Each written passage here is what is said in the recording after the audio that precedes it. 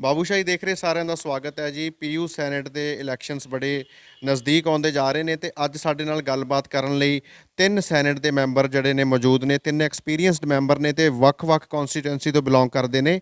ਜੇ ਗੱਲ ਕਰੀਏ ਸਾਡੇ ਨਾਲ ਨੇ केवल 2 साल ਕੰਮ ਬੇਮਿਸਾਲ ਕੋਰੋਨਾ ਮਹਾਮਾਰੀ ਸਮੇਂ ਘਰ ਘਰ ਲੰਗਰ ਪਹੁੰਚਾਉਣ ਵਾਲੇ ਮੁਫਤ ਐਂਬੂਲੈਂਸ ਸੇਵਾ ਦਾ ਪ੍ਰਬੰਧ ਕਰਾਉਣ ਵਾਲੇ ਦਿੱਲੀ ਵਿੱਚ ਫਸੇ ਲੋਕਾਂ ਨੂੰ ਹਵਾਈ ਜਹਾਜ਼ਾਂ ਰਾਹੀਂ ਉਹਨਾਂ ਦੇ ਘਰ ਤੱਕ ਪਹੁੰਚਾਉਣ ਵਾਲੇ ਡਾਕਟਰਾਂ ਦੇ ਰਹਿਣ ਲਈ ਗੁਰੂ ਘਰ ਦੀਆਂ ਸਰਾਵਾਂ ਖੋਲ੍ਹਣ ਵਾਲੇ ਸਿੱਖੀ ਸੇਵਾ ਦੀ ਅਨੋਖੀ ਮਿਸਾਲ ਬਣਾਉਣ ਵਾਲੇ ਨੌਜਵਾਨਾਂ ਦੀ ਟੀਮ ਦਾ ਸਾਥ ਦਵੋ।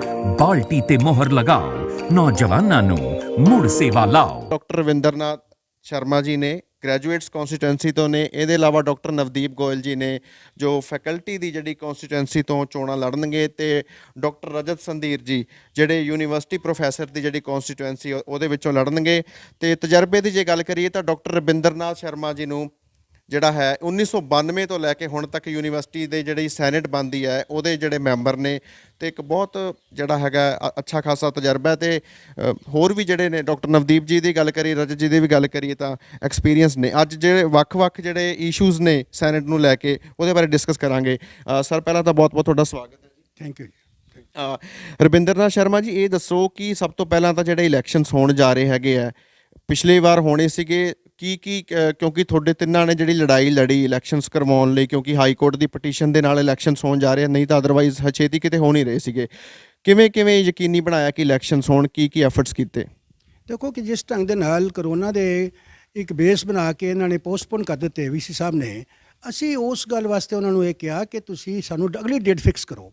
ਪਰ ਉਹਨਾਂ ਦਾ ਜਿਹੜਾ ਉਸ ਲਈ ਇੰਟੈਂਸ਼ਨ ਸਨ ਕਿ ਉਹ ਦਿੱਲੀ ਡੇਲਿੰਗ ਕਰਨਾ ਔਰ ਬਿਲਕੁਲ ਅਵੇਸਿਵ ਸਨ, ਕੁਛ ਨਹੀਂ ਕੀਤਾ। ਹਾਲਾਂਕਿ ਜੋ ਉਹਨਾਂ ਨੇ ਫੈਸਲਾ ਲਿਆ ਸੀ ਉਹਨਾਂ ਨੂੰ ਸਿੰਡੀਕੇਟ ਦੀ ਮੀਟਿੰਗ 'ਚ ਆ ਕੇ ਰਿਪੋਰਟ ਕਰਨਾ ਜ਼ਰੂਰੀ ਸੀ, ਪਰ ਉਹਨਾਂ ਨੇ ਇਸ ਗੱਲ ਦੀ ਪਰਵਾਹ ਨਹੀਂ ਕੀਤੀ। ਫਿਰ ਉਸ ਤੋਂ ਬਾਅਦ ਅਸੀਂ ਉਹਨਾਂ ਨੂੰ ਡੈਪੂਟੇਸ਼ਨ ਮਿਲੇ, ਕਈ ਕੁਛ ਕੀਤਾ, ਇੱਥੇ ਡੈਮੋਨਸਟ੍ਰੇਸ਼ਨ ਹੋਏ, ਸਾਰੇ ਪ੍ਰੋਟੈਸਟ ਕੀਤੇ, ਸਭ ਕੁਛ ਕੀਤਾ। ਉਹਦੇ ਬਾਵਜੂਦ ਵੀ ਉਹਨਾਂ ਨੇ ਕੋਈ ਵੀ ਕਿਸੇ ਤਰ੍ਹਾਂ ਦਾ ਪੋਜ਼ੀਟਿਵ ਨਹੀਂ ਕੀਤਾ। ਇੱਥੋਂ ਤੱਕ ਕਿ ਅਸੀਂ ਯੂਟੀ ਦੇ ਜਿਹੜੇ ਹੈਗੇ ਨੇ ਸਾਡੇ ਐਡਵਾਈਜ਼ਰ ਸਾਹਿਬ, ਉਹਨਾਂ ਨੂੰ ਮਿਲੇ ਕਿ ਜੀ ਉਹ ਕਹਿੰਦੇ ਨਹੀਂ ਅਸੀਂ ਕਰਨੇ ਕਰ ਲਓ ਬੇਸ਼ੱਕ। ਐਨੀਵੇ ਬੜੀਆਂ ਐਫਰਟਸ ਕੀਤੀਆਂ, ਪਰ ਉਸ ਦੇ ਬਾਵਜੂਦ ਵੀ ਕਿ ਸਾਡਾ ਇਲੈਕਸ਼ਨ ਹੋਣਾ ਸੀ ਲਾਸਟ 20 ਸਤੰਬਰ ਨੂੰ, ਪਰ ਉਸ ਦੇ ਬਾਅਦ ਜਦੋਂ ਕੁਛ ਨਹੀਂ ਬਣਿਆ ਫਿਰ ਸਾਡੇ ਕੋਲ ਇੱਕੋ ਹੀ ਰਹਿ ਗਿਆ ਸੀ ਵੀ ਲੀਗਲ ਜਾ ਕੇ ਜਿਹੜੀ ਅਸੀਂ ਰੈਮਡੀ ਲਈਏ। ਉਹਦੇ ਵਾਸਤੇ ਅਸੀਂ ਫਿਰ ਗਏ ਹਾਈ ਕੋਰਟ 'ਚ, ਔਰ ਹਾਈ ਕੋਰਟ ਦੇ ਵਿੱਚ ਜਿਹੜਾ ਫੈਸਲਾ ਹੋਇਆ ਕਿ ਜੱਜ ਨੇ ਕਿਹਾ ਕਿ ਬਿਲਕੁਲ ਜ਼ਰੂਰੀ ਹੈ, ਕੋਈ ਬਹਾਨਾ ਕਿਸੇ ਕਰੋਨਾ ਵਗੈਰਾ ਦਾ ਨਹੀਂ, ਤੁਸੀਂ ਠੀਕ ਹੈ ਕਰੋਨਾ ਦਾ ਪ੍ਰੋਟੋਕੋਲ ਕਰ ਲਓ, ਪਰ ਇਹ ਦੋ ਮਹੀਨਿਆਂ ਦੇ ਅੰਦਰ ਸਾਰੇ ਇਲੈਕਸ਼ਨ ਕਰੋ, ਰਿਜ਼ਲਟ ਕੱਢੋ। ਸੋ ਉਹ ਸਾਡੀ ਇਹ ਪ੍ਰਾਪਤੀ ਹੈ ਕਿ ਅਸੀਂ ਇਸ ਯੂਨੀਵਰਸਿਟੀ ਨੂੰ ਬਚਾਉਣ ਲਈ ਤੇ ਡੈਮੋਕ੍ਰੈਟਿਕ ਸਟਰਕਚਰ ਨੂੰ ਬਚਾਉਣ ਲਈ ਸਫਲ ਹੋਏ ਹਾਂ। ਡਾਕਟਰ ਨਵਦੀਪ ਜੀ, ਤੁਸੀਂ ਦੱਸੋ ਕਿ ਜਿਹੜੇ ਇੰਨੇ ਸਮੇਂ ਤੋਂ, ਕਿਉਂਕਿ ਇਲੈਕਸ਼ਨ ਨਹੀਂ ਹੋ ਰਹੇ ਸੀਗੇ, ਟਰਮ ਪਹਿਲਾਂ ਹੀ ਖਤਮ ਹੋ ਗਈ ਸੀ ਸੈਨੇਟ ਦੀ, ਪਿਛਲੇ ਕਾਫੀ ਮਹੀਨਿਆਂ ਤੋਂ ਕੋਈ ਸੈਨੇਟ ਨਹੀਂ, ਕੋਈ ਗਵਰਨਿੰਗ ਬੋਡੀ ਨਹੀਂ ਯੂਨੀਵਰਸਿਟੀ ਦੀ, ਸੋ ਕੰਮ ਜਿਹੜਾ ਰੁਕਿਆ ਹੋਇਆ ਸੀਗਾ, ਕੀ ਮਤਲਬ ਇਸ ਦਰਮਿਆਨ ਪ੍ਰੋਬਲਮਸ ਫੇਸ ਕਰਨੀਆਂ ਪਈਆਂ ਯੂਨੀਵਰਸਿਟੀ ਨੂੰ? ਤੇ ਕਿਉਂਕਿ ਨਾਰਮਲੀ ਹੁੰਦਾ ਨਹੀਂ, ਟਰਮ ਖਤਮ ਹੁੰਦੀ ਨਵੀਂ ਬਣ ਜਾਂਦੀ, ਈਵਨ ਕਿ ਸਿੰਡੀਕੇਟ ਵੀ ਹੈ ਨਹੀਂ ਫਿਲਹਾਲ ਕਾਫੀ ਮਹੀਨਿਆਂ ਤੋਂ, ਸੋ ਕੀ ਪ੍ਰੋਬਲਮਸ ਆ ਰਹੀਆਂ ਨੇ? ਇੱਦਾਂ ਕਿ ਸਭ ਤੋਂ ਪਹਿਲਾਂ ਅਗਰ ਅਸੀਂ ਪੂਰੇ ਸਟਰਕਚਰ ਦੀ ਗੱਲ ਕਰੀਏ, ਸਿੰਡੀਕੇਟ ਖਤਮ ਸਭ ਤੋਂ ਪਹਿਲਾਂ ਸੈਨੇਟ ਖਤਮ ਹੋਈ, ਕਿਉਂਕਿ ਸੈਨੇਟ ਦੀ ਟਰਮ ਹੁੰਦੀ ਹੈ 31 ਅਕਤੂਬਰ ਤੱਕ।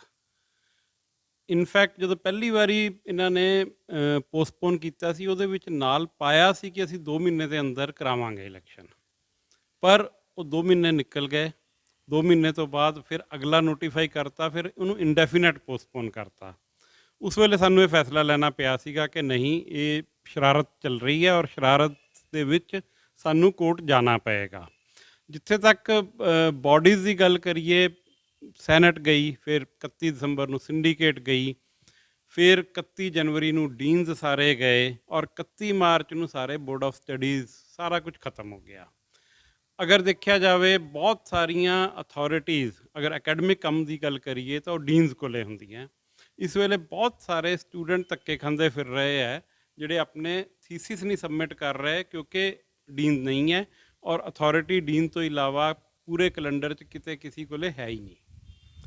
ਕਈਆਂ ਦੀ ਆਰਡੀਸੀ ਰੁਕੀ ਪਈ ਹੈ। ਆਰਡੀਸੀ ਬਹੁਤ ਇੰਪੋਰਟੈਂਟ ਚੀਜ਼ ਹੋ ਜਾਂਦੀ ਹੈ ਇੱਕ ਸਟੂਡੈਂਟ ਲਈ ਜਿਹੜਾ PhD ਕਰ ਰਿਹਾ, ਉਹਨਾਂ ਦੀ ਆਰਡੀਸੀਜ਼ ਨਹੀਂ ਹੋ ਰਹੀ। ਅਗਰ ਅਸੀਂ ਗੱਲ ਕਰੀਏ ਐਗਜ਼ਾਮੀਨਰਸ ਦੀ, ਉਹ ਸਾਡੇ ਜਿਹੜੇ ਹੈਗੇ ਆ ਬੋਰਡ ਆਫ ਸਟੱਡੀਜ਼ ਅਪਾਇੰਟ ਕਰਦਾ ਹੈ। ਐਗਜ਼ਾਮੀਨਰ 3 ਸਾਲ ਲਈ ਕੀਤੇ ਹੁੰਦੇ ਹੈ, ਬਟ ਅਗਰ ਕੋਈ ਚੇਂਜ ਵਾਲੀ ਗੱਲ ਹੈ, ਉਹ ਇੱਥੇ ਕਿਸੇ ਨੂੰ ਨਹੀਂ ਪਤਾ ਕਿਵੇਂ ਕੀਤਾ ਜਾਏਗਾ।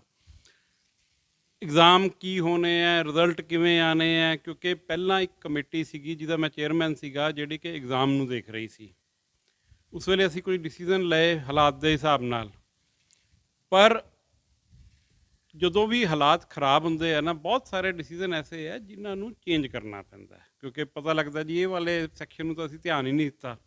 ਹੁਣ ਬਹੁਤ ਬੱਚੇ ਧੱਕੇ ਖਾਂਦੇ ਫਿਰ ਰਹੇ ਆ, ਉਹਨਾਂ ਨੂੰ ਕੋਈ ਪੁੱਛਣ ਵਾਲਾ ਨਹੀਂ, ਕੋਈ ਕਹਿਣ ਵਾਲਾ ਨਹੀਂ। ਇੱਕ ਗਵਰਨਿੰਗ ਬਾਡੀਜ਼ ਬੜਾ ਵਧੀਆ ਰੋਲ ਪਲੇ ਕਰਦੀਆਂ ਸੀ। ਅਗਰ ਕੋਈ ਵੀ ਇੱਦਾਂ ਦੀ ਪ੍ਰੋਬਲਮ ਆਉਂਦੀ ਸੀ, ਉਹ ਇਮੀਡੀਏਟਲੀ ਵਾਈਸ ਚਾਂਸਲਰ ਜਾਂ ਜਿਹੜੀ ਵੀ ਕੰਸਰਨ ਅਥਾਰਟੀ ਹੈ ਉਹਨੂੰ ਦੱਸਦੇ ਸੀਗੇ। ਹਰ ਮਹੀਨੇ ਕਿਉਂਕਿ ਸਿੰਡੀਕੇਟ ਦੀ ਮੀਟਿੰਗ ਹੁੰਦੀ ਸੀ, ਉੱਥੇ ਉਹ ਡਿਸਕਸ਼ਨ ਹੋ ਜਾਂਦੀ ਸੀ ਔਰ ਉਹਦੇ ਹਿਸਾਬ ਨਾਲ ਫੈਸਲੇ ਲਿੱਤੇ ਜਾਂਦੇ ਸੀਗੇ। ਔਰ ਕਿਉਂਕਿ ਸੁਪਰੀਮ ਬਾਡੀਜ਼ ਹੈਗੀਆਂ ਫੈਸਲੇ ਯੂਨੀਵਰਸਿਟੀ ਚਲਾਉਣ ਲਈ, ਇਸ ਕਰਕੇ ਉਹ ਕਿਸੇ ਨੂੰ ਪ੍ਰੋਬਲਮ ਨਹੀਂ ਸੀ ਆਉਂਦੀ। ਹੁਣ ਸਾਡਾ ਇਹ ਵਾਈਸ ਚਾਂਸਲਰ ਤਾਂ ਇੰਨਾ ਕੁ ਡਰਪੋਕ ਵਾਈਸ ਚਾਂਸਲਰ ਹੈ, ਮੈਂ ਕਹਾਂਗਾ ਕਿ ਫੈਸਲੇ ਲੈਂਦਾ ਹੀ ਨਹੀਂ ਹੈ, ਔਰ ਇਹਦੇ ਕਰਕੇ ਬੱਚਿਆਂ ਨੂੰ ਹੋਰ ਵੀ ਜ਼ਿਆਦਾ ਪ੍ਰੋਬਲਮ ਆ ਰਹੀ ਹੈ। ਰਜਤ ਜੀ, ਤੁਸੀਂ ਦੱਸੋ ਜਿਹੜੀ ਕੰਪੇਨਿੰਗ ਇਸ ਵਕਤ ਜਿਹੜੀ ਕਿਵੇਂ ਦੀ ਚੱਲ ਰਹੀ ਹੈ, ਕਿਉਂਕਿ ਸ਼ਾਰਟ ਨੋਟਿਸ ਤੇ ਆ ਗਿਆ, ਸ਼ਡਿਊਲ ਆ ਗਿਆ, ਤੇ ਨਾਲ ਜਿਹੜੀ ਕਰੋਨਾ ਦੀ ਵੀ ਜਿਹੜੀ ਗੱਲ ਹੋ ਰਹੀ ਹੈ, ਪੈਂਡੇਮਿਕ ਜਿਹੜੀ ਚੱਲ ਰਹੀ ਹੈਗੀ ਹੈ, ਸੋ ਉਹ ਸਾਵਧਾਨੀਆਂ ਵੀ ਕਿਤੇ ਨਾ ਕਿਤੇ ਲੈਣੀਆਂ ਜ਼ਰੂਰੀ ਨੇ। ਸੋ ਪਿਛਲੀ ਵਾਰੀ ਦੀ ਕੰਪੇਨਿੰਗ ਨਾਲੋਂ ਇਸ ਵਾਰੀ ਦੀ ਕੰਪੇਨਿੰਗ ਕੀ ਡਿਫਰੈਂਟ ਹੋਣ ਲੱਗੀ ਹੈ? ਮੈਂ ਕਹੂੰਗਾ ਪਹਿਲੇ ਤਾਂ ਸਾਨੂੰ ਉਮੀਦ ਨਹੀਂ ਸੀ ਇਲੈਕਸ਼ਨ ਇੰਨੀ ਜਲਦੀ ਅਨਾਉਂਸ ਹੋਗੀ। ਇਹ ਕੋਰਟ ਦਾ ਡਿਸੀਜਨ ਆਇਆ, ਉਸ ਤੋਂ ਬਾਅਦ ਇਹਨਾਂ ਨੇ 4 ਦਿਨ ਦੇ ਵਿੱਚ ਫੈਸਲਾ ਦਿੱਤਾ ਕਿ ਇਲੈਕਸ਼ਨ ਦਾ ਸ਼ਡਿਊਲ ਜਾਰੀ ਕੀਤਾ। ਕਾਫੀ ਵੋਟਰਸ ਨੂੰ ਮਿਲਣਾ ਜਿਹੜਾ ਕਾਫੀ ਬੰਦਿਆਂ ਨੂੰ ਔਖਾ ਹੋਏਗਾ ਇੰਨੇ ਸ਼ਾਰਟ ਪੀਰੀਅਡ ਦੇ ਵਿੱਚ ਟਾਈਮ ਮਿਲਣਾ। ਪਲੱਸ ਜਿਹੜੇ ਲੋਕ ਹੈ ਅੱਜ ਕੱਲ੍ਹ ਪਸੰਦ ਨਹੀਂ ਕਰਦੇ ਕਿ ਤੁਸੀਂ ਉਹਨਾਂ ਨੂੰ ਫਿਜ਼ੀਕਲੀ ਮਿਲੋ, ਅਤੇ ਸਾਡੇ ਵੱਲੋਂ ਕੋਸ਼ਿਸ਼ ਇਹ ਹੋਊਗੀ ਫੋਨ 'ਤੇ, ਵਟਸਐਪ 'ਤੇ ਜਾਂ ਹੋਰ ਸੋਸ਼ਲ ਮੀਡੀਆ ਦੇ ਰਾਹੀਂ ਅਸੀਂ ਪਹੁੰਚੀਏ ਸਾਰਿਆਂ ਤੱਕ। ਕਿਉਂਕਿ ਅੱਜ ਕੱਲ੍ਹ ਅਗਰ ਕਿਸੇ ਨੂੰ ਮਿਲਣ ਜਾਓਗੇ ਤਾਂ ਤੁਸੀਂ ਉਹ ਬੰਦਾ ਨਾਰਾਜ਼ ਹੋਏਗਾ, ਉਹ ਪਤਾ ਨਹੀਂ ਡਰਦਾ ਕਿ ਕਰੋਨਾ ਨਾ ਲੈ ਕੇ ਆਓ। ਔਰ ਅੱਜ ਦੀ ਡੇਟ 'ਚ ਕਰੋਨਾ ਵੈਸੇ ਵੀ ਬਹੁਤ ਜ਼ਿਆਦਾ ਫੈਲ ਰਿਹਾ, ਤੁਹਾਨੂੰ ਪਤਾ ਹੀ ਹੈ। ਅਤੇ ਸਾਨੂੰ ਲੱਗ ਰਿਹਾ ਕਿ ਥੋੜ੍ਹਾ ਚੈਲੰਜਿੰਗ ਹੋਊਗਾ। ਪਲੱਸ ਸਾਨੂੰ ਵੋਟਰ ਨੂੰ ਮੋਟੀਵੇਟ ਕਰਨਾ ਪਊਗਾ ਕਿ ਆ ਕੇ ਪੋਲਿੰਗ ਕਰੇ, ਵੋਟ ਪਾਵੇ, ਤਾਂ ਕਿ ਜਿਹੜਾ ਡੈਮੋਕ੍ਰੈਟਿਕ ਸਟਰਕਚਰ ਪੰਜਾਬ ਯੂਨੀਵਰਸਿਟੀ ਵਿੱਚ ਯੂਨੀਕ ਹੈਗਾ ਉਹਨੂੰ ਅਸੀਂ ਮੇਨਟੇਨ ਕਰਕੇ ਰੱਖੀਏ ਔਰ ਯੂਨੀਵਰਸਿਟੀ ਅੱਗੇ ਚਾਵੇ, ਪ੍ਰੋਗਰੈਸ ਕਰੇ। Thank you. ਰਵਿੰਦਰ ਨਾਥ ਜੀ, ਤੁਸੀਂ ਦੱਸੋ ਕਿ ਜਿਹੜੇ, ਕਿਉਂਕਿ 91 ਮੈਂਬਰ ਦੀ ਜਿਹੜੀ ਬਾਡੀ ਹੈ ਸੈਨੇਟ, ਇਹ ਗੱਲਾਂ ਹੋ ਰਹੀਆਂ ਕਿ ਸ਼ਾਇਦ ਜਿਵੇਂ ਨਿਊ ਐਜੂਕੇਸ਼ਨ ਪਾਲਿਸੀ ਦੀ ਵੀ ਜੇ ਗੱਲ ਕਰੀਏ, ਜੇ ਇੰਪਲੀਮੈਂਟ ਹੁੰਦੀ ਹੈ ਤਾਂ ਉਹਦੇ ਨਾਲ ਵੀ ਜਿਹੜਾ ਹੈਗਾ ਇਹਨੂੰ, ਜਿਹੜੀ ਬਾਡੀ ਨੂੰ ਲਗਾਤਾਰ ਕੋਸ਼ਿਸ਼ਾਂ ਨੇ ਕਿ ਇਹਨੂੰ ਘੱਟ ਕੀਤਾ ਜਾਵੇ, ਜਿਹੜੇ ਮੈਂਬਰ ਨੇ ਉਹਨਾਂ ਨੂੰ ਘਟਾ ਕੇ 20 ਤੇ ਲਿਆਂਦਾ ਜਾਵੇ ਜਾਂ 30 ਤੇ ਲਿਆਂਦਾ ਜਾਵੇ। ਤੁਹਾਨੂੰ ਕੀ ਲੱਗਦਾ, ਕਿਉਂਕਿ ਤੁਹਾਨੂੰ ਇੱਕ ਖਾਸਾ ਤਜਰਬਾ ਹੈ, ਇਹਦੇ ਨਾਲ ਕੀ ਫਰਕ ਪਏਗਾ, ਕਿ ਅੱਛੇ ਲਈ ਹੋਏਗਾ ਜਾਂ ਚੰਗੇ ਲਈ ਹੋਏਗਾ ਯੂਨੀਵਰਸਿਟੀ ਦੇ? ਦੇਖੋ, ਗੱਲ ਇਹ ਹੈ ਕਿ ਅਸੀਂ ਸਮਝਦੇ ਹਾਂ ਕਿ ਜਿਹੜੇ ਸਾਡੇ 91 ਮੈਂਬਰਸ ਹੈ, ਜਿਹਦੇ ਵਿੱਚ ਡਿਫਰੈਂਟ ਜਿਹੜੀਆਂ ਕਾਂਸਟੀਚੁਐਂਸੀ ਦੇ ਰਿਪਰੈਜ਼ੈਂਟੇਟਿਵ ਆਉਂਦੇ ਹੈ, ਇਹਨਾਂ ਨੂੰ ਘਟਾਉਣ ਨਾਲ ਕੋਈ ਫਾਇਦਾ ਨਹੀਂ ਹੋਏਗਾ। ਜਿੱਥੋਂ ਤੱਕ ਸਵਾਲ ਹੈ ਕਿ ਜੇ ਜਿੰਨੀ ਡੈਮੋਕ੍ਰੈਟਿਕ ਪਾਰਟਿਸਿਪੇਸ਼ਨ ਜ਼ਿਆਦਾ ਹੋਵੇ, ਉਸ ਬੁਰੀ ਗੱਲ ਨਹੀਂ ਹੈਗੀ। ਰਹੀ ਗੱਲ ਦੂਸਰੀਆਂ, ਅਸੀਂ ਵੀ ਸਮਝਦੇ ਹਾਂ ਕਿ ਹੋਰ ਕੋਈ ਵਰਕਿੰਗ ਦੇ ਵਿੱਚ ਕਿਸੇ ਤਰ੍ਹਾਂ ਦੀ ਛੋਟੀ ਮੋਟੀ ਰਿਫਾਰਮਸ ਹੈ, ਸਾਡਾ ਓਪਨ ਮਾਈਂਡ ਹੈ ਔਰ ਅਸੀਂ ਚਾਹਾਂਗੇ ਸੈਨੇਟ ਆਉਣ ਵਾਲੀ ਸੈਨੇਟ ਸਿੰਡੀਕੇਟ 'ਚ ਅਸੀਂ ਡਿਸਕਸ ਕਰੀਏ ਕਿ ਜੋ ਵੀ ਚੀਜ਼ਾਂ ਹੋਣ। ਬਾਕੀ ਇਸ ਨੂੰ ਘਟਾਉਣ ਨਾਲ, ਕਿਸੇ ਬਾਡੀ ਨੂੰ ਘਟਾਉਣ ਦੇ ਨਾਲ ਤਾਂ ਰਾਦਰ ਉਹਦੀ ਜਿਹੜੀ ਆ ਸਕੋਪ ਹੈ ਘਟਦਾ ਹੈ। ਜੇ ਹੁਣ ਮੰਨ ਲਓ ਗ੍ਰੈਜੂਏਟਸ ਆ ਰਹੇ ਹਨ, ਕੋਈ MLA 2 ਆ ਰਹੇ ਹਨ, ਕੋਈ ਹੋਰ ਜਿਹੜੀ, ਦੇਖੋ ਇੱਕ ਬੜੀ ਸਿੰਪਲ ਗੱਲ ਹੈ, ਸਾਡੇ ਇਸ ਜਿਹੜੀ ਸਾਡੀ ਯੂਨੀਵਰਸਿਟੀ ਦੀ ਸੈਨੇਟ ਹੈ, ਇਹਦੀ ਇੱਕ ਬਿਊਟੀ ਹੈ ਕਿ ਅੰਗਰੇਜ਼ ਦੇ ਜ਼ਮਾਨੇ 'ਤੇ ਉਹਨਾਂ ਨੇ ਉਸ ਵੇਲੇ ਦੇਖਿਆ ਸੀ ਵੀ ਅਸੀਂ ਇਹਦੇ ਚੀਫ ਜਸਟਿਸ ਵੀ ਪਾ ਲਈਏ, ਚੀਫ ਮਿਨਿਸਟਰ ਵੀ ਪਾ ਲਈਏ, ਉਹਦੇ ਡਿਫਰੈਂਟ ਰਿਪਰੈਜ਼ੈਂਟੇਟਿਵਸ ਹੈ, ਅਤੇ ਮੈਰਿਟ ਦੇ ਤੌਰ 'ਤੇ ਸਕਾਲਰਸ ਜਿਹੜੇ ਨਹੀਂ ਇਲੈਕਸ਼ਨ ਲੜਨਾ ਚਾਹੁੰਦੇ, ਉਹਨਾਂ ਨੂੰ ਨੋਮੀਨੇਟ ਕਰ ਲਈਏ। ਸੋ ਇਸ ਕਰਕੇ ਅਸੀਂ ਇਸ ਗੱਲ ਦਾ ਕੋਈ ਹੱਲ ਨਹੀਂ ਹੈ ਕਿ ਨੰਬਰ ਘਟਾ ਦਈਏ। ਅਸੀਂ ਇਸ ਗੱਲ 'ਚ ਹਾਂ ਕਿ ਇਹਨੂੰ ਹੋਰ ਤਰ੍ਹਾਂ ਨਾਲ it should be mandate, but it should not be ended.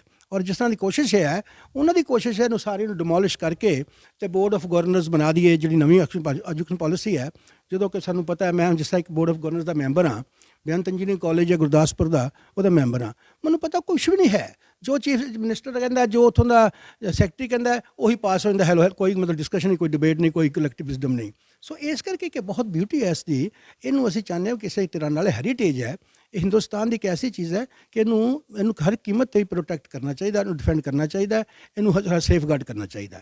ਔਰ ਜਿਹੜੇ ਲੋਕ ਪੜ੍ਹੇ ਦਿਨ, ਹਿੰਦੁਸਤਾਨ ਦੁਨੀਆ ਦੇ ਵਿੱਚ ਇੰਟਰਨੈਸ਼ਨਲ ਦੀ ਜਿਹੜੀ ਸਟੈਂਡਿੰਗ ਹੈ, ਅਤੇ ਇਸ ਕਰਕੇ ਜਿਹੜਾ ਪੋਲਿਟਿਕਸ ਕਰਕੇ ਇਹਨੂੰ ਤਬਾਹ ਕਰਨਾ ਚਾਹੁੰਦੇ ਨੇ, ਉਹ ਕੋਈ ਪੋਜ਼ੀਟਿਵ ਗੱਲ ਨਹੀਂ। ਅਸੀਂ ਇਸ ਕਰਕੇ ਹਮੇਸ਼ਾ ਚਾਹਾਂਗੇ ਵੀ ਇਹ ਕੰਟੀਨਿਊ ਕਰੇ ਔਰ ਸੈਨੇਟ ਬਣੀ ਰਹੇ। ਡਾਕਟਰ ਨਵਦੀਪ ਜੀ, ਜਿਹੜੀ CBSE ਵੱਲੋਂ ਜਿਹੜਾ ਕੱਲ ਫੈਸਲਾ ਹੋਇਆ ਕਿ 10th ਦੇ ਜਿਹੜੇ ਆ ਐਗਜ਼ਾਮਸ ਉਹ ਕੈਂਸਲ ਕਰ ਦਿੱਤੇ ਗਏ ਅਤੇ ਜਿਹੜੇ +2 ਦੇ ਪੋਸਟਪੋਨ ਕੀਤੇ ਗਏ ਆ, ਸਕੂਲ ਐਜੂਕੇਸ਼ਨ ਦੀ ਗੱਲ ਹੈ, ਪਰ ਤੁਹਾਨੂੰ ਕੀ ਲੱਗਦਾ ਹੈ ਕਿ ਕਾਲਜ ਐਜੂਕੇਸ਼ਨ 'ਤੇ, ਜਿਵੇਂ ਯੂਨੀਵਰਸਿਟੀ ਦੇ ਜੇ ਐਗਜ਼ਾਮੀਨੇਸ਼ਨਸ ਦੇ ਉੱਤੇ ਆਉਣ ਵਾਲੇ ਸਮੇਂ 'ਚ ਕੀ ਇੱਦਾਂ ਦਾ ਕੋਈ ਫੈਸਲਾ ਹੁੰਦਾ ਹੈ ਤਾਂ ਬੱਚਿਆਂ ਦੇ ਕੀ ਫ਼ਰਕ ਪਏਗਾ? ਕਿਉਂਕਿ ਪਿਛਲੇ 2 ਸਾਲਾਂ ਤੋਂ ਜਿਹੜੇ ਮਤਲਬ ਪੜ੍ਹਾਈ ਉਸ ਤਰੀਕੇ ਨਾਲ ਹੋ ਨਹੀਂ ਪਾ ਰਹੀ, ਸੋ ਕੀ ਫਿਊਚਰ ਦੇਖ ਰਹੇ ਹੋ ਬੱਚਿਆਂ ਦਾ?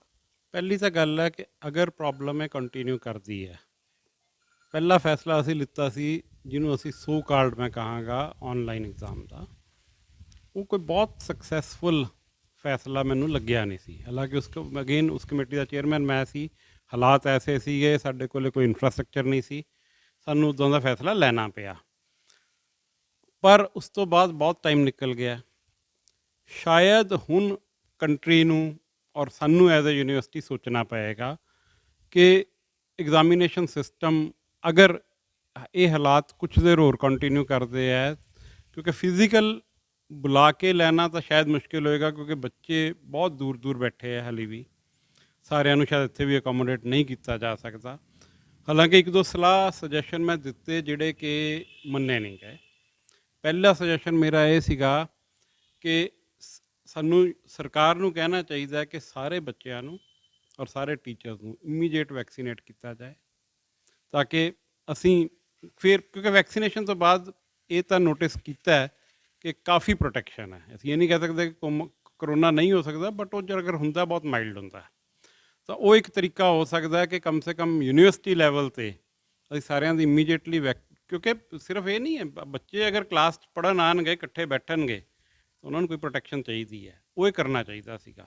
ਦੂਸਰਾ ਇਹ ਹੈ ਕਿ ਅਗਰ ਐਗਜ਼ਾਮੀਨੇਸ਼ਨ ਸਿਸਟਮ ਦੀ ਵੀ ਗੱਲ ਕੀਤੀ ਜਾਵੇ, ਕੁਛ ਡਿਪਾਰਟਮੈਂਟਸ ਨੇ ਟਰਾਈ ਕੀਤਾ ਜਿੱਥੇ ਉਹਨਾਂ ਨੇ ਆਨਲਾਈਨ ਚਾਹੇ ਰੱਖਿਆ ਹੈ, ਬਟ ਅਲੋਂਗ ਵਿਦ ਦ ਇਨਵਿਜੀਲੇਸ਼ਨ, ਜਿੱਥੇ ਕਿ ਬੱਚਾ ਔਨ ਕੈਮਰਾ ਪੇਪਰ ਦੇ ਰਹੇ ਸੀਗੇ, ਕਿਉਂਕਿ ਉਹ ਕੁਛ ਨਾ ਕੁਛ ਉਹ ਕਰਨਾ ਪਏਗਾ, ਅਦਰਵਾਈਜ਼ ਚੀਟਿੰਗ ਜ਼ਰੂਰਤ ਤੋਂ ਜ਼ਿਆਦਾ ਹੈ, ਉਹ ਵੀ ਸ਼ਾਇਦ ਇੰਨੀ ਵਧੀਆ ਨਹੀਂ ਹੈ ਪੂਰੇ ਸਿਸਟਮ ਲਈ। ਔਰ ਅਦਰਵਾਈਜ਼ ਜੋ ਮਰਜ਼ੀ ਅਸੀਂ ਕਹਿ ਲਈਏ, ਜੋ ਫਿਜ਼ੀਕਲ ਇੰਟਰੈਕਸ਼ਨ ਦਾ ਕਿਤੇ ਵੀ ਮੁਕਾਬਲਾ ਨਹੀਂ ਹੈ। ਸਾਨੂੰ ਰਾਦਰ ਇਹ ਡਰ ਲੱਗ ਰਿਹਾ ਕਿ ਜਿਹੜੇ ਬੱਚੇ 2 ਸਾਲ ਬਿਨਾਂ ਡਾਇਰੈਕਟ ਟੀਚਿੰਗ ਦੇ ਅਗਰ ਕੋਈ 2 ਸਾਲ ਦੀ ਡਿਗਰੀ ਲੈ ਕੇ ਜਾ ਰਹੇ ਹੈ, ਉਹ ਕਿੱਥੋਂ ਕੁ ਤੱਕ ਆਪਣੀ ਲਾਈਫ 'ਚ ਕਾਮਯਾਬ ਹੋਣਗੇ, ਇਹ ਵੀ ਬਹੁਤ ਵੱਡਾ ਕੁਐਸਚਨ ਹੈ। ਉਹਦੇ ਲਈ ਜ਼ਰੂਰ ਸੋਚਣਾ ਚਾਹੀਦਾ। ਜਿਹੜੇ ਇੱਕ ਦੋ ਮੈਂ ਸੁਝਾਅ ਦਿੱਤੇ ਸੀਗੇ, ਮੈਨੂੰ ਲੱਗਦਾ ਇਹਦੇ 'ਤੇ ਡਿਬੇਟ ਪੂਰੇ ਨੈਸ਼ਨਲ ਲੈਵਲ 'ਤੇ ਹੋਣੀ ਚਾਹੀਦੀ ਹੈ। ਜਿਹੜੀ ਇਹਨਾਂ ਨੇ ਗੱਲ ਕਹੀ ਹੈ, ਤੁਸੀਂ ਕਿਸੇ ਵੀ ਜਿਹੜੇ ਕਿ ਲੋਕ ਇਨਵੋਲਵਡ ਹੈ, ਸਾਡੇ ਕੰਟਰੋਲਰ ਸਾਹਿਬ, ਕੋਈ ਵੀ ਐਗਜ਼ਾਮ ਦੇ ਪ੍ਰਿੰਸੀਪਲ ਹੈ, ਹਰ ਕੋਈ ਮਹਿਸੂਸ ਕਰ ਰਿਹਾ ਕਿ ਇਹ ਐਗਜ਼ਾਮ ਜਿਹੜਾ ਟੋਟਲੀ ਫੇਕਰੀ ਹੈ। ਇਸ ਦੇ ਵਿੱਚ ਜੋ ਜ਼ਮਾਨੇ ਦੀ ਅਨਫੇਅਰ ਮੀਨਸ ਚੱਲ ਰਹੇ ਹਨ, ਪੁੱਛੋ ਹੀ ਕੁਛ ਨਾ, ਔਰ ਇਸ ਦੇ ਪੜ੍ਹੇ ਕੀ ਇੰਪਲਾਇਮੈਂਟ ਦੀ ਬਣੇਗੀ ਅਤੇ ਕੀ ਉਹਨਾਂ ਦੀ ਬਣੇਗੀ, ਇਹ ਹਰ ਕੀਮਤ ਦੇ ਉੱਤੇ ਇਹਨੂੰ ਡਿਸਕੰਟੀਨਿਊ ਕਰਨਾ ਚਾਹੀਦਾ। ਇਹ ਕੋਈ ਫਾਇਦਾ ਨਹੀਂ ਵੀ ਐਗਜ਼ਾਮ ਫਾਰ ਦਾ ਸੇਕ ਆਫ ਐਗਜ਼ਾਮ ਹੋਵੇ। ਸੰਧੀਰ ਸਾਹਿਬ, ਹਾਂਜੀ ਤੁਸੀਂ ਦੱਸਿਓ, ਪਰ ਇੱਕ ਮੇਰਾ ਸਵਾਲ ਲੈ ਲਓ ਕਿ ਜਿਹੜੇ, ਕਿਉਂਕਿ ਤੁਸੀਂ ਟੀਚਰਸ ਲਈ ਜਿਹੜੇ ਕੰਟੈਸਟ ਕਰ ਰਹੇ ਹੋ, ਜਿਹੜੀ ਉਹ ਕਨਸਟੀਟੂਐਂਸੀ ਹੈਗੀ ਹੈ, 110 ਜਿਹੜੇ ਟੀਚਰਸ ਦੀ ਜਿਹੜੀ ਪ੍ਰਮੋਸ਼ਨ ਰੁਕੀ ਹੋਈ ਹੈ, ਕੀ ਲੱਗਦਾ ਉਹਦੇ ਨਾਲ ਕੀ ਕੀ ਦਿੱਕਤਾਂ ਆ ਰਹੀਆਂ ਨੇ, ਤੇ ਇਸ ਮੁੱਦੇ ਨੂੰ ਕਿਵੇਂ ਚੱਕੋਗੇ?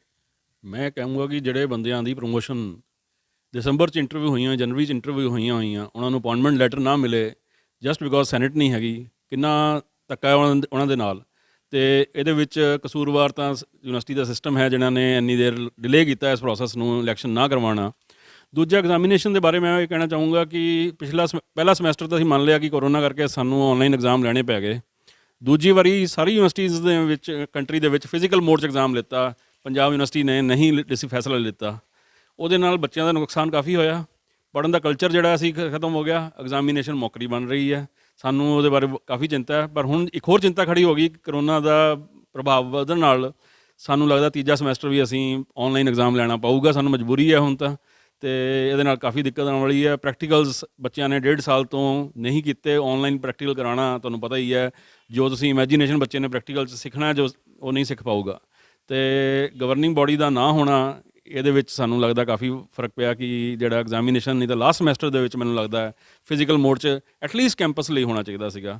ਬਾਕੀ ਹੋਰ ਛੋਟੇ ਮੋਟੇ 'ਚ ਇਸ਼ੂਜ਼ ਹੈਗੇ ਜਿਨ੍ਹਾਂ ਵਿੱਚ ਜਿਹੜੇ ਰੂਟੀਨ ਇਸ਼ੂਜ਼ ਹੈ, ਜਿੱਦਾਂ ਡਾਕਟਰ ਨਵਦੀਪ ਨੇ ਕਿਹਾ, ਡੀਨ ਨਾ ਹੋਣਾ, PhD ਸਟੂਡੈਂਟਸ ਕਈ ਹੈਗੇ ਆ ਜਿਹਨਾਂ ਦਾ ਥੀਸਿਸ ਸਬਮਿਟ ਨਹੀਂ ਹੋ ਸਕਦਾ, ਕੋਈ ਅਗਰ ਟਾਈਟਲ ਚੇਂਜ ਹੋਣਾ ਥੀਸਿਸ ਦਾ, ਉਹ ਪਾਵਰ ਜਿਹੜੀ ਹੈ ਡੀਨ ਕੋਲ ਹੀ ਹੈ। ਸਾਡੇ ਕੋਲ ਇੰਸਟੀਟਿਊਸ਼ਨ 'ਚ ਕੋਈ ਹੋਰ ਸਿਸਟਮ ਅਲਾਓ ਨਹੀਂ ਕਰਦਾ ਕਿ ਆਪਾਂ ਕੋਈ ਚੀਜ਼ਾਂ ਨੂੰ ਇੱਧਰ ਉੱਧਰ ਕਰ ਲਈਏ। ਅਗਰ ਕੋਈ ਮੰਨ ਲਓ ਕੋਈ ਪੰਜਾਬ ਯੂਨੀਵਰਸਿਟੀ ਕੋਈ ਕੋਰਸ ਨਵਾਂ ਲਿਆਉਣਾ ਚਾਹਵੇ, ਸਿਲੇਬਸ ਮੋਡੀਫਾਈ ਕਰਨਾ ਚਾਹਵੇ, ਉਹ ਨਹੀਂ ਕਰ ਸਕਦੇ ਕਿਉਂਕਿ ਬੋਰਡ ਆਫ ਸਟੱਡੀ ਸਾਡੇ ਕੋਲ ਨਹੀਂ ਹੈਗੀ ਆ। ਅੱਜ ਕੱਲ੍ਹ ਲੋੜ ਹੈ ਕਿ ਮੰਨ ਲਓ ਕਿਸੇ ਡਿਪਾਰਟਮੈਂਟ ਨੇ 3 ਸਾਲ ਪੁਰਾਣਾ ਹੋ ਗਿਆ ਸਿਲੇਬਸ, ਉਹਨੂੰ ਰਿਵਾਈਜ਼ ਕਰਨ ਦੀ ਲੋੜ ਹੈ, ਤਾਂ ਉਹ ਨਹੀਂ ਹੋ ਰਿਹਾ ਕਿਉਂਕਿ ਸਾਡੇ ਕੋਲ ਕੋਈ ਸਟਰਕਚਰ ਹੈਗਾ, ਨਾ ਕੋਈ ਸਾਡੇ ਕੋਲ ਬੋਰਡਸ ਹੈਗੇ, ਨਾ ਡੀਨਸ ਹੈਗੇ ਆ। ਇਹ ਬੜਾ ਵੱਡਾ ਵੈਕਿਊਮ ਕ੍ਰੀਏਟ ਹੋਇਆ ਜਿਹੜੇ 8 ਮਹੀਨਿਆਂ 'ਚ ਪਿਛਲੇ 'ਚ, ਔਰ ਇਹਦਾ ਮੈਨੂੰ ਲੱਗਦਾ ਹੈ ਬੈਕਲੌਗ ਵੀ ਇੰਨਾ ਹੋ ਜਾਣਾ ਇਹਦਾ ਕਿ ਡਿਸੀਜ਼ਨ ਦਾ। ਔਰ ਅਨਫੋਰਚੂਨੇਟਲੀ ਕੋਈ ਡਿਸੀਜ਼ਨ ਜਿਹੜਾ ਹੈ ਅਗਰ ਮੰਨ ਲਓ ਗਵਰਨਿੰਗ ਬੋਡੀ 'ਚ ਨਹੀਂ ਅਪਰੂਵ ਹੁੰਦਾ, ਉਹ ਬੜੀ ਅੰਬੈਰਸਿੰਗ ਹੋਊਗਾ ਯੂਨੀਵਰਸਿਟੀ ਲਈ। ਇਹ ਜਿਹੜਾ ਸਿਸਟਮ ਹੈ। ਦੂਜੀ ਗੱਲ ਜਿਹੜੀ ਡਾਕਟਰ ਰਵਿੰਦਰ ਨਾਥ ਨੇ ਕਹੀ, board of governors versus senate, ਮੈਂ ਕਹੂੰਗਾ ਕਾਫੀ ਜਗ੍ਹਾ ਤੁਸੀਂ ਦੇਖ ਲਓ ਜਿੱਥੇ ਬੋਰਡ ਆਫ ਗਵਰਨਰਸ ਚੱਲ ਰਿਹਾ ਸੀ ਕਾਫੀ ਸਾਲਾਂ ਤੋਂ, ਉੱਥੇ ਬੰਦਿਆਂ ਦੀ ਜਿਹੜੀ ਜਨਤਾ ਦੀ ਆਵਾਜ਼ ਹੈ ਉਹ ਪਹੁੰਚਦੀ ਨਹੀਂ ਹੈ, ਡਿਸਕਸ ਹੀ ਨਹੀਂ ਹੁੰਦੇ ਇਸ਼ੂਜ਼। ਜਦ ਸੈਨੇਟ ਹੁੰਦੀ ਹੈ, ਚਾਹੇ ਗ੍ਰੈਜੂਏਟਸ ਹੈਗੇ ਹੈ, ਚਾਹੇ ਉਹ ਟੀਚਰਸ ਹੈਗੇ ਹੈ, ਸਾਰਿਆਂ ਦੀ ਆਵਾਜ਼ ਅੰਦਰ ਪਹੁੰਚਦੀ ਹੈ, ਡਿਸਕਸ ਹੁੰਦੇ ਇਸ਼ੂਜ਼। ਔਰ ਜੋ ਬੈਸਟ ਹੈਗਾ ਡੈਮੋਕ੍ਰੈਟਿਕ ਸਿਸਟਮ ਦੇ ਨਾਲ ਇਵੋਲਵ ਹੋ ਕੇ ਚੀਜ਼ਾਂ ਬਾਹਰ ਆਉਂਦੀਆਂ। ਮੈਂ ਇਹੀ ਕਹੂੰਗਾ ਜੇ ਪਾਰਲੀਮੈਂਟ 'ਚ ਵੀ ਪ੍ਰਧਾਨ ਮੰਤਰੀ ਇਕੱਲਾ ਫੈਸਲੇ ਨਹੀਂ ਲੈਂਦਾ, ਸਾਰਾ ਪਾਰਲੀਮੈਂਟ ਲੈਂਦਾ, it is like that only. ਅਤੇ ਸਾਨੂੰ ਚਾਹੀਦਾ ਕਿ ਡੈਮੋਕ੍ਰੈਟਿਕ ਸਟਰਕਚਰ ਨੂੰ ਬਰਕਰਾਰ ਰੱਖਿਆ ਜਾਵੇ ਔਰ ਇਹ ਯੂਨੀਕ ਸਟਰਕਚਰ ਹੈ ਪੰਜਾਬ ਯੂਨੀਵਰਸਿਟੀ ਦਾ, ਇਹਨੂੰ ਅਸੀਂ ਇੱਦਾਂ ਹੀ ਚਲਾਈਏ। ਔਰ ਮਾੜੀ ਮੋਟੀ ਅਮੈਂਡਮੈਂਟ ਜਿੰਨੀਆਂ ਲੋੜ ਹੈਗੀਆਂ ਟਾਈਮ ਦੇ ਨਾਲ ਚੀਜ਼ਾਂ ਥੋੜ੍ਹੀ ਬਹੁਤੀ ਚੇਂਜ ਕਰਨ ਦੀ ਲੋੜ ਹੁੰਦੀ, ਉਹ ਅਸੀਂ ਕੰਸਰਨਡ ਹੈਗੇ, ਅਸੀਂ ਸਾਰੇ ਡਿਸਕਸ ਕਰਾਂਗੇ, ਉਹਨੂੰ ਅੱਗੇ ਲੈ ਕੇ ਜਾਵਾਂਗੇ। Thank you. ਅਖੀਰ 'ਚ ਜਿਹੜਾ ਤੁਸੀਂ ਦੱਸਿਓ ਰਵਿੰਦਰ ਨਾਥ ਜੀ, ਜਿਹੜੇ ਸ਼ਾਰਟ 'ਚ ਗੱਲ ਕਰੀਏ ਤਾਂ ਕਿਉਂਕਿ ਗ੍ਰੈਜੂਏਟਸ ਵੱਲੋਂ ਕਿਹੜੇ ਮੁੱਦੇ ਜਿਹੜੇ ਆ ਲੈ ਕੇ ਜਾਓਗੇ ਅਗਰ ਤੁਹਾਨੂੰ ਜਿਹੜਾ ਹੈਗਾ ਮੌਕਾ ਮਿਲਦਾ ਸੈਨੇਟ ਦੇ ਹਾਊਸ ਜਾਣ ਦਾ? ਦੇਖੋ, ਆਪਣਾ ਤੇ ਸ਼ੁਰੂ ਤੋਂ ਹੀ ਇਸੇ ਗੱਲ ਵਾਸਤੇ ਹੈ ਕਿ ਜਿਸ ਤਰ੍ਹਾਂ ਕਿ ਯੂਨੀਵਰਸਿਟੀ ਦੀ ਚਲੋ ਡੈਮੋਕ੍ਰੇਟੀ ਦੀ ਗੱਲ ਆਪਾਂ ਕਰ ਚੁੱਕੇ ਹਾਂ। ਦੂਸਰੀ ਚੀਜ਼ ਹੈ ਕਿ ਅਸੀਂ ਇਹ ਚਾਹਾਂਗੇ ਵੀ ਜਿਹੜੀਆਂ ਵੀ ਚੀਜ਼ਾਂ ਕੋਈ ਇੱਥੇ ਨਵੀਂ ਐਜੂਕੇਸ਼ਨ ਪਾਲਿਸੀ ਆ ਰਹੀ ਹੈ ਉਹਦੇ 'ਚ ਜਿਹੜੀਆਂ ਕੁਝ ਚੀਜ਼ਾਂ ਨੈਗੇਟਿਵ ਹੈ ਉਹ ਅਸੀਂ ਜ਼ਰੂਰ ਚਾਹਾਂਗੇ ਰਜਿਸਟ ਕਰੀਏ ਵੀ ਉਹ ਨਹੀਂ ਹੋਣੀ ਚਾਹੀਦੀਆਂ। ਜਿਸ ਤਰ੍ਹਾਂ ਕਹਿੰਦੇ 3000 ਤੋਂ ਘੱਟ ਬੱਚੇ ਹੋਣਗੇ ਤਾਂ ਉਸ ਕਾਲਜ ਜਿਹੜਾ ਵਾਈਬਲ ਨਹੀਂ ਹੈ, ਇਹਦਾ ਮਤਲਬ ਰੂਰਲ ਕਾਲਜਸ ਤਬਾਹ ਹੋ ਜਾਣਗੇ। ਔਰ ਹੁਣ ਕਈ ਕਾਲਜ ਸਿਰਫ 3000 ਕਰਨ ਵਾਸਤੇ ਕਈ ਇੱਧਰ ਦੀ ਚੀਜ਼ਾਂ ਲੱਭ ਰਹੇ ਨੇ। ਸੋ ਨਿਊ ਐਜੂਕੇਸ਼ਨ ਪਾਲਿਸੀ ਜਿਹੜੀ ਹੈ ਖਾਸ ਤੌਰ 'ਤੇ ਆਏਗੀ, ਉਹਦੇ ਜਿਹੜੇ ਪੋਜ਼ੀਟਿਵ ਫੀਚਰ ਅਸੀਂ ਉਸ ਨੂੰ ਵੈਲਕਮ ਕਰਾਂਗੇ, ਪਰ ਜਿਹੜੀਆਂ ਨੈਗੇਟਿਵ ਚੀਜ਼ਾਂ ਉਹਨੂੰ ਰਜਿਸਟ ਕਰਨ ਦੀ ਕੋਸ਼ਿਸ਼ ਕਰਾਂਗੇ ਹਮੇਸ਼ਾ, ਤਾਂ ਕਿ ਸਟੂਡੈਂਟਸ ਦੇ ਹਿੱਤ ਜਿਹੜੇ ਆ ਜਾਂ ਐਜੂਕੇਸ਼ਨ ਜਿਹੜੀ ਹੈ ਬਿਲਕੁਲ ਇੱਕ ਉਹਦੇ 'ਚ ਸਾਇੰਟੀਫਿਕ ਟੈਂਪਰ ਜਿਹੜਾ ਹੈ ਉਹ ਪ੍ਰਮੋਟ ਕੀਤਾ ਜਾਏ। ਕੋਈ ਐਸੀ ਕੋਸ਼ਿਸ਼ ਜਿਹਦੇ ਨਾਲ ਸਾਇੰਟੀਫਿਕ ਟੈਂਪਰ ਤਬਾਹ ਕੀਤਾ ਜਾਏਗਾ, ਅਸੀਂ ਉਹਨੂੰ ਰਜਿਸਟ ਕਰਾਂਗੇ। ਡਾਕਟਰ ਨਵਦੀਪ ਜੀ, ਤੁਸੀਂ ਦੱਸੋ ਕਿ ਜਿਹੜੀ ਫੈਕਲਟੀ ਆਫ ਸਾਇੰਸ ਦੇ ਨੇ ਕੀ ਮੇਨ ਇਸ਼ੂਜ਼ ਨੇ ਤੇ ਮੌਕਾ ਮਿਲਦਾ ਤਾਂ ਕਿਵੇਂ ਕਿਹੜੇ ਇਸ਼ੂਜ਼ ਨੂੰ ਚੱਕੋਗੇ ਜੀ ਹਾਊਸ 'ਚ? ਸਭ ਤੋਂ ਬੜੀ ਜਿਹੜੀ ਗੱਲ ਹੈ, ਇਹ ਯੂਨੀਵਰਸਿਟੀ 1 ਸਾਲ ਤੋਂ ਜ਼ਿਆਦਾ ਤੋਂ ਬੰਦ ਪਈ ਹੈ। ਬਹੁਤ ਸਾਰੇ ਡਿਪਾਰਟਮੈਂਟਸ 'ਚ ਸਟੂਡੈਂਟਸ ਨੂੰ ਨਹੀਂ ਆਉਣ ਦਿੱਤਾ ਜਾ ਰਿਹਾ, ਕਿਤੇ ਟੀਚਰਸ ਨੂੰ ਨਹੀਂ ਆਉਣ ਦਿੱਤਾ ਜਾ ਰਿਹਾ।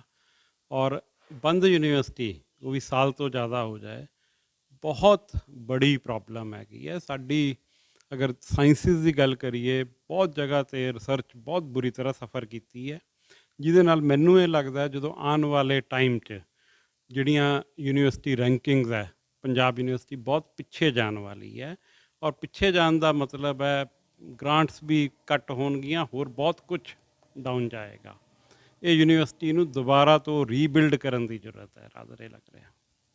ਸੰਦੀਪ ਸਾਹਿਬ, ਤੁਸੀਂ ਦੱਸੋ ਜੀ, ਜਿਹੜੇ ਪ੍ਰੋਫੈਸਰਸ ਵੱਲੋਂ ਜਿਹੜੇ ਤੁਹਾਡੀ ਕੌਂਸਟੀਟੈਂਸੀ ਲਈ ਕੀ ਕਰਨਾ ਚਾਹੋਗੇ ਅਗਰ ਮੌਕਾ ਮਿਲਦਾ ਤਾਂ ਜੀ? ਇੱਕ ਤਾਂ ਅਸੀਂ ਇਹ ਚਾਹਾਂਗੇ ਜਿੰਨਾ ਵੀ ਪੇ ਸਕੇਲ ਜਿਹੜਾ ਹੈਗਾ ਸਾਡਾ ਲਟਕਿਆ ਹੋਇਆ ਕਾਫੀ ਦੇਰ ਤੋਂ, ਕਈ ਬੈਨੀਫਿਟਸ ਹੈਗੇ ਜਿਹੜੇ ਸੈਂਟਰਲ ਗਵਰਨਮੈਂਟ ਸੈਂਟਰਲ ਯੂਨੀਵਰਸਿਟੀਜ਼ ਮਿਲਦੇ ਆ, ਉਹ ਸਾਰੇ ਕੈਂਪਸ ਦੇ ਟੀਚਰਸ ਨੂੰ ਵੀ ਐਕਸਟੈਂਡ ਹੋਣੇ ਚਾਹੀਦੇ ਆ। ਕਿਉਂਕਿ ਸਾਡੀ ਫੰਡਿੰਗ ਜਿਹੜੀ ਹੈ 92% ਸੈਂਟਰ ਤੋਂ ਆਉਂਦੀ ਹੈ, ਪਰ ਸਾਨੂੰ ਜਿਹੜੀ ਹੈ ਫੋਲੋ ਕਰਨਾ ਪੈਂਦਾ ਹੈ ਪੰਜਾਬ ਗਵਰਨਮੈਂਟ ਦੇ ਰੂਲਸ। ਐਗਜ਼ਾਮਪਲ ਹੁਣ ਮੈਂ ਤੁਹਾਨੂੰ ਇੱਕ ਦਊਂਗਾ, ਪੰਜਾਬ ਦੇ ਵਿੱਚ ਪੈਨਸ਼ਨ ਹੈਗੀ 25 ਸਾਲ ਬਾਅਦ, ਸੈਂਟਰ 'ਚ 20 ਸਾਲ ਬਾਅਦ ਹੈ। ਪੰਜਾਬ ਯੂਨੀਵਰਸਿਟੀ 33 ਸਾਲ ਤੱਕ ਪੈਨਸ਼ਨ ਦਿੰਦੀ ਸੀ, ਉਹ ਸਾਡੀ ਜਿੱਤ ਹੁਣੀ ਪਿੱਛੇ ਹੋਈ ਹੈ, ਪਰ ਹਜੇ ਵੀ ਉਹਦੇ ਵਿੱਚ ਕਈ ਟੀਚਰ ਹੈਗੇ ਜਿਹਨਾਂ ਨੂੰ 25 ਸਾਲ ਬਾਅਦ ਹੀ ਪੈਨਸ਼ਨ ਮਿਲਣੀ ਹੈ। ਇੱਦਾਂ ਦੇ ਕਈ ਸਾਡੇ ਇਸ਼ੂਜ਼ ਹੈਗੇ ਜਿਹੜੇ ਰੂਟੀਨ ਟੀਚਰਸ ਦੇ ਹਿੱਤ ਦੇ ਹੈਗੇ, ਜਿਹੜੇ ਅਸੀਂ ਟੇਕ ਅਪ ਕਰਦੇ ਰਹਾਂਗੇ। ਔਰ ਮੇਰਾ ਐਕਟਿਵਿਜ਼ਮ ਜਿਹੜਾ 5 ਸਾਲ ਪੁਰਾਣਾ ਹੈਗਾ, ਅਤੇ ਮੈਂ ਚੀਜ਼ਾਂ ਨੂੰ ਅੱਗੇ ਲੈ ਜਾਂਦਾ ਰਹੂੰਗਾ। ਸੋ ਬਹੁਤ ਸ਼ੁਕਰੀਆ ਜੀ ਸਾਰਿਆਂ ਦਾ। 3 ਤਜਰਬੇਕਾਰ ਜਿਹੜੇ ਸੈਨੇਟ ਮੈਂਬਰਸ ਨੇ ਉਹਨਾਂ ਨਾਲ ਗੱਲਬਾਤ ਕਰ ਰਹੇ ਸੀਗੇ, ਅਤੇ ਤਿੰਨਾਂ ਦਾ ਕਿਤੇ ਨਾ ਕਿਤੇ ਇਹੀ ਮੰਨਣਾ ਕਿ ਜਿਹੜਾ ਪਿਛਲੇ ਇੰਨੇ ਸਮੇਂ ਤੋਂ ਜਿਹੜੀ ਸੈਨੇਟ ਨਹੀਂ ਅਤੇ ਸਿੰਡੀਕੇਟ ਵੀ ਨਹੀਂ ਯੂਨੀਵਰਸਿਟੀ ਦੇ ਵਿੱਚ, ਅਤੇ ਉਹਦੇ ਚੱਲਦੇ ਜੋ ਨੁਕਸਾਨ ਹੋ ਰਹੇ ਨੇ, ਸ਼ਾਇਦ ਭਵਿੱਖ ਵਿੱਚ ਇਹ ਦੇਖਣ ਨੂੰ ਮਿਲੇਗਾ ਕਿ ਯੂਨੀਵਰਸਿਟੀ ਦੀ ਜਿਹੜੀ ਰੈਂਕਿੰਗ ਹੈ ਉਹ ਕਾਫੀ ਹੇਠਾਂ ਨੂੰ ਜਾ ਸਕਦੀ ਹੈ। ਚੰਡੀਗੜ੍ਹ ਤੋਂ ਕੈਮਰਾਮੈਨ ਆਕਾਸ਼ ਦੇ ਨਾਲ Harshbab Singh Sidhu, Babushahi Times. Latest news ਦੇ ਲਈ ਸਾਡੇ ਚੈਨਲ ਨੂੰ ਸਬਸਕ੍ਰਾਈਬ ਕਰੋ ਤੇ ਸਾਡੀ ਲੇਟੈਸਟ ਵੀਡੀਓ ਦੀ ਨੋਟੀਫਿਕੇਸ਼ਨ ਦੇ ਲਈ ਬੈਲ ਆਈਕਨ ਦਬਾਉਣਾ ਨਾ ਭੁੱਲਿਓ।